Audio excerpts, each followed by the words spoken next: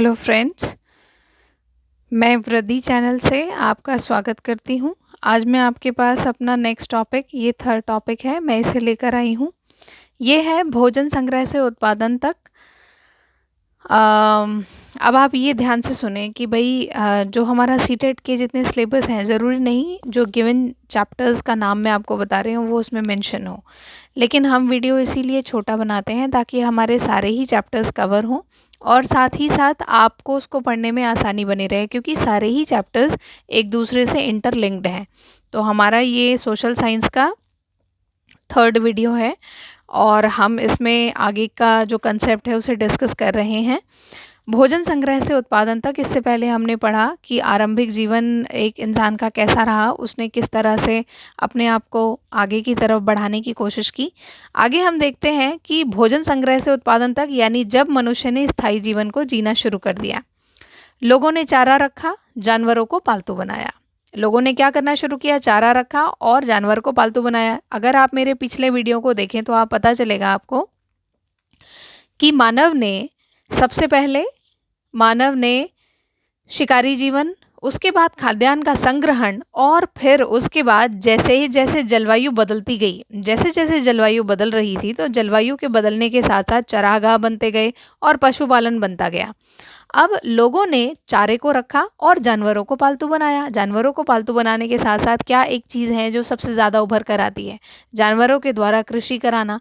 पशुपालन की वजह से एक सबसे बड़ा महत्वपूर्ण काम ये भी होता था कि पशुपालन की वजह से उन्हें मांस भी मिलता था। ठीक है, तो ये भी एक बहुत बड़ा पार्ट रहा उस समय के पशुपालन को आगे प्रोसीड करने का, यानी पशुपालन को ज़्यादा इम्पोर्टेंस देने का। सबसे पहले अगर किसी जानवर को पालतू बनाया गया तो पालतू जानवरों में कुत्ते को ही पालतू बनाया गया था।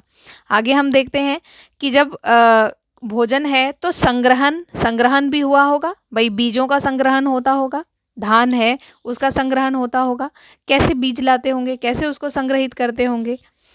अब यहाँ पर भंडारण के बारे में बात आती है। तो भंडारण के लिए बीजों का भंडारण किया जाता था, तो क्या बने? बर्तन बने। भाई बर्तनों में बीजों का भंडारण किया जाएगा। आगे हम देखते हैं कि भंडारण और किस चीज़ के लिए होता था? भंडारण होता था भोजन के लिए। भोजन के लिए टोकरियाँ बनाई जाने लगी। भाई बीजों के भंडारण के लिए बर्तनों को बनाया जाना, या भोजन के लिए बर्तन बनाए जाना, या भोजन के लिए टोकरियाँ बनाई जाने लगी। तो अब हम क्या देखते हैं? भाई भंडारण के लिए यहाँ कुछ और भी चीज़ें बनाई जा रही हैं जहाँ पे पर्टिकुलर जो खाद्यान्न है उसको एकत्रित किया जा सके, जिसका संग्रहण किया जा सके, जिसको भंडारण किया जा सके। चलते फिरते खाद्यान्न भंडार। अब चलते फिरते खाद्यान्न भंडार में क्या है? जानवर हैं, हमने उनको पाला पोसा, पालतू जानवर है। जैसे क्या कहते हैं, हम कई पालतू जानवरों के बारे में बात कर ही रहे हैं, तो अगर वो चलते फिरते हमारे खाद्यान्न भंडार भी हैं, नहीं हुआ तो बस मार कर खा लिया। तो ये भी कुछ चीज़ें हैं जो यहाँ पे देखने को मिलती हैं। भाई ये शुरुआत के मानव का एक परिप्रेक्ष्य है। हमारे जो पुरातत्वविद हैं यानी आर्कियोलॉजिस्ट से हमें क्या पता चलता है?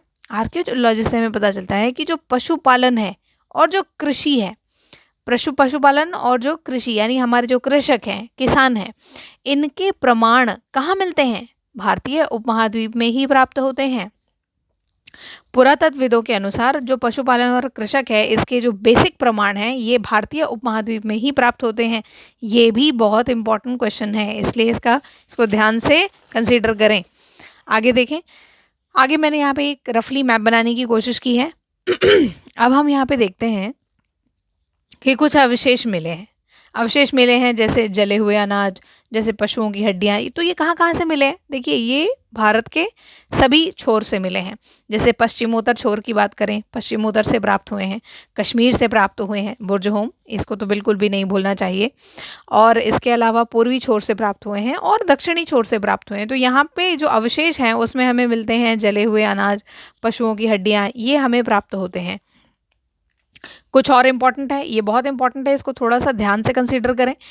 एक है कोलिडवा, ये उत्तर प्रदेश क्षेत्र में है। कोलिडवा नाम से तो उत्तर प्रदेश नहीं लग रहा है, लेकिन ध्यान से सुने क्योंकि ये जनरली पूछ लिया जाता है।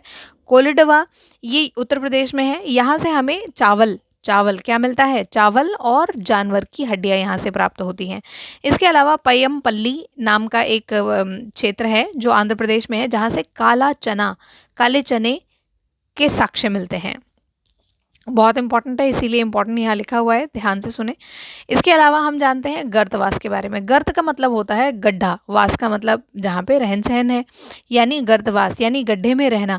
ये इसके प्रमाण हमें बुर्जहोम में मिलते हैं। बुर्जहोम आगे जैसे हमने डिस्कस भी किया था, बुर्जहोम का मतलब कश्मीर से हमें इसके प्रमाण मिलते हैं। बुर्जहोम कश्मीर में हमें गर्तवास के प्रमाण मिलते हैं। गर्तवास का एक सिस्टम था, देखिए मैंने यहाँ कुछ बनाने की कोशिश की है थोड़ा सा।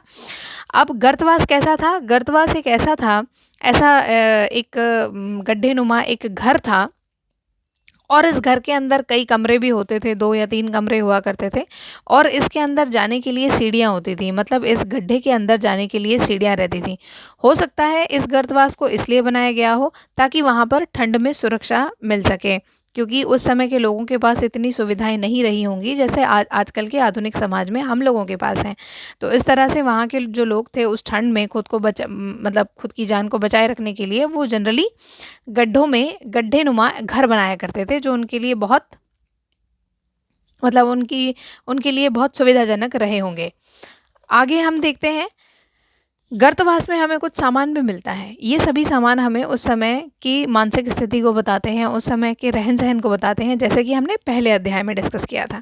तो गर्तवास में हमें कुछ सामान मिलता है। ये सामान कुछ पैने औजार हैं। ये सामान क्या है, कुछ पैने औजार हैं, और इसके साथ साथ हमें मूसल प्राप्त हुई है। मूसल प्राप्त हुई है जिसमें जैसे कि आज भी नहीं है, मूसल होते हैं, घरों में मूसल पाए जाते हैं, गाँव में मूसल पाए जाते हैं, तो उसमें कूटने का काम किया जाता है। आगे हमें एक मिट्टी के मतलब आगे से हमें मिट्टी के बर्तन भी प्राप्त हुए हैं। बेसिकली इन बर्तनों में अलंकरण किया जाता था।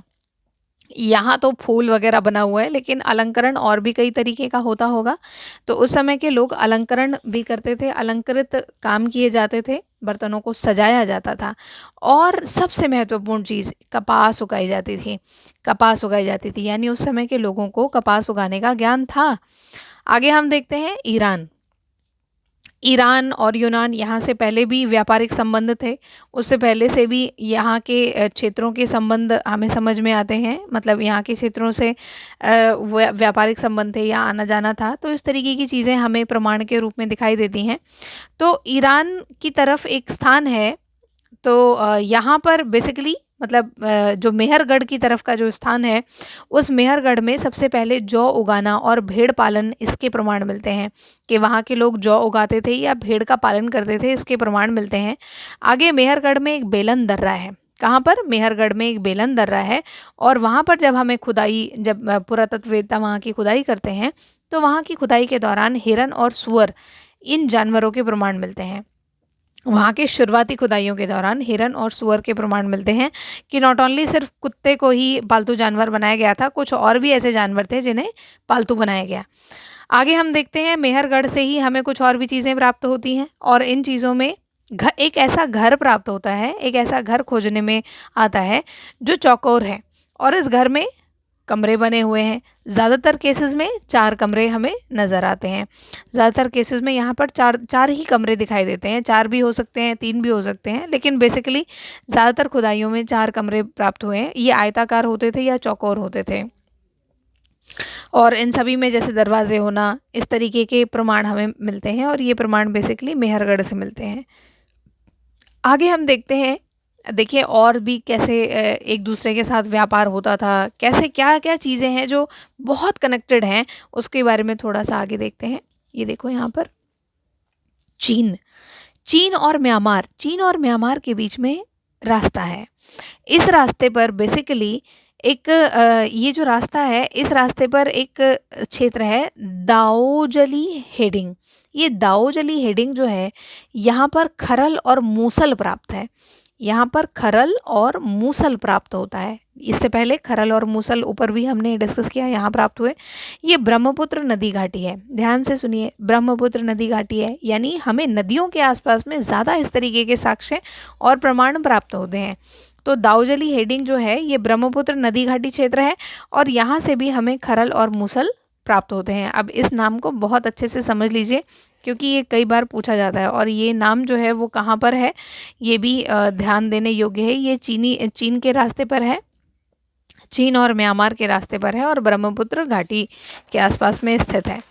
आगे देखते हैं, एक जेडाइट नाम का पत्थर है। ये जेडाइट नाम का पत्थर ये दिखाई देता है, पुरातत्ववेत्ता इसके मतलब जिन्होंने इनकी खोज की उससे पता चलता है कि ये जो जेडाइट नाम का पत्थर है ये केवल चीन में ही प्राप्त होता है और चीन में कब्र मिलती है। ये कब्र, इस कब्र में मानव की हड्डी और मानव की हड्डी के साथ बकरी की भी हड्डियाँ रखी गई हैं। इसका मतलब कि मानव के साथ उसके जानवर को भी दफना दिया जाता रहा होगा। आगे देखते हैं, तुर्की में, अब तुर्की में नवपाषाण युग का एक पुरा स्थल है। तुर्की में नवपाषाण युग का एक पुरा स्थल है। इस पुरा स्थल का नाम सक्चताल-ह्यूक है। अब सक्चताल-ह्यूक बड़ा इम्पोर्टेंट है। ये नवपाषाण युग का एक पुरा स्थल है।